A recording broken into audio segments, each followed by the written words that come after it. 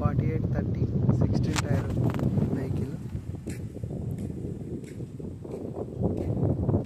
Filter left side ఇచ్చింది BS3కి ఇచ్చినట్టుగా, అదొక మంచి విషయం.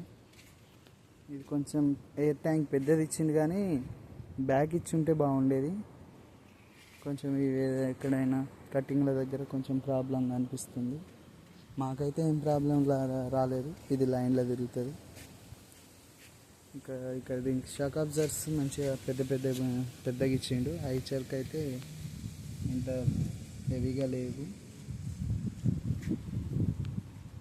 ఈ యాడ్బ్లో ట్యాంక్ అయితే మంచిగా ఫ్రీగా, ఏ ఇబ్బంది లేకుండా ఫ్రీగానే అయితే ఇచ్చింది మంచిగా వెడల్పున్న దగ్గర. ఈ లిఫ్ట్ కొంచెం ఐచర్కి టాటాకి లిఫ్ట్ అనేది కొంచెం దగ్గర డిస్టెన్స్లో ఇచ్చింది. లిఫ్ట్ కొంచెం దగ్గర ఉంది, కొంచెం జరుపుంటే బాగుండేది ముందుకి.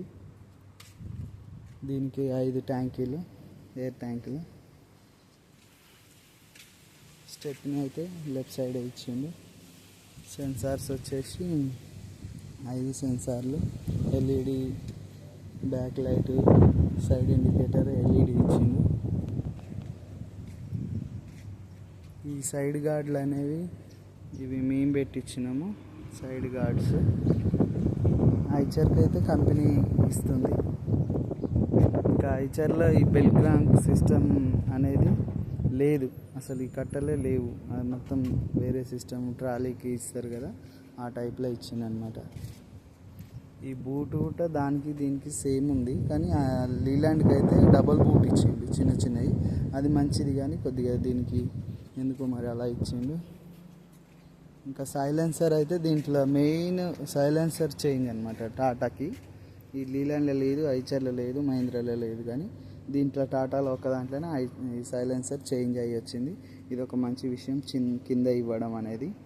ఎందుకంటే ఈ ఫ్రంట్ టైర్ సెకండ్ ఫ్రంట్కి చాలా హీట్ అనేది వస్తుంది. ఫ్రంట్ కానీ సెకండ్ ఫ్రంట్ కానీ ఈ మధ్యలో ఇవ్వడం వల్ల చాలా హీట్ అనేది వస్తుంది. టైర్లు తొందరగా అరిగిపోవడానికి ఛాన్సెస్ ఉంటాయి.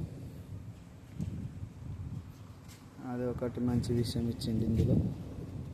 క్యాబిన్ కొంచెం హైట్ లేపారు, ఎందుకంటే హీట్ ఎక్కువ జనరేట్ అవుతుంది అనేసి క్యాబిన్ కొంచెం హైట్లో ఉంది. అది కూడా ఒక మంచి విషయమే. ఇంకా ఇది కూలెంట్ ఆయిల్, ఇది కూడా మంచిగా పర్ఫెక్ట్గా ఇచ్చిండు. ఐచర్కి అయితే ఒక డబ్బా టైప్ ఇచ్చిండు. ఇది మామూలు వైపర్ వాటర్ డబ్బా, రేడియేటర్. ఇది క్లచ్ ఆయిల్ మంచిగా ఇచ్చింది. ఇంకా మనకు మామూలుగా అయితే BS3కి కిక్కర్ అనేది ఇక్కడ లెఫ్ట్ సైడ్ ఇస్తాడు, గేడ్ ఇస్తాడు. అది తీసుకెళ్ళి ఏం చేసిందంటే రైట్ సైడ్కి ఇచ్చింది. డీజిల్ ట్యాంక్ పక్కన రైట్ సైడ్కి ఇక్కడ ఇచ్చింది. కొంతమందికి తెలియదు, అందుకని చెప్తున్నా.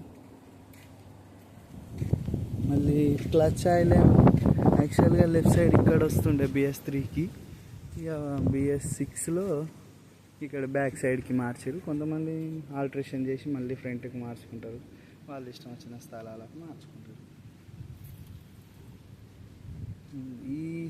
ఇందులో ఇది బోల్ట్ అనేది బాగుంటుంది, ఇది మొత్తం కిందికి రాదు. మనం ఊడవిస్తే ఈ బోల్ట్తో సహా కిందికి వచ్చేస్తుంది, మంచిగా అనిపిస్తుంది. ఎందుకంటే మొత్తం బోల్ట్ ఊసిపోయి కింద పడిపోకుండా, కొన్ని బోల్ట్లు అట్లా ఊసిపోయి గుట్లా, ఇంకా డబ్బా ఊసిపోయి చాలా ఇంజన్ పట్టుకొని ఇంజన్ బ్రేక్ అయ్యే ఛాన్సెస్ ఉంటాయి. ఇదిగోండి సైలెన్సర్ సిస్టమ్ అనేది టోటల్గా చేంజ్ అయిపోయింది.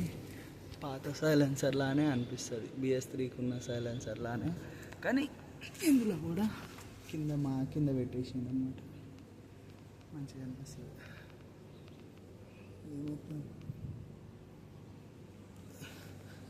ఇది engine, clutch plate, gear box అంతా ఓకే.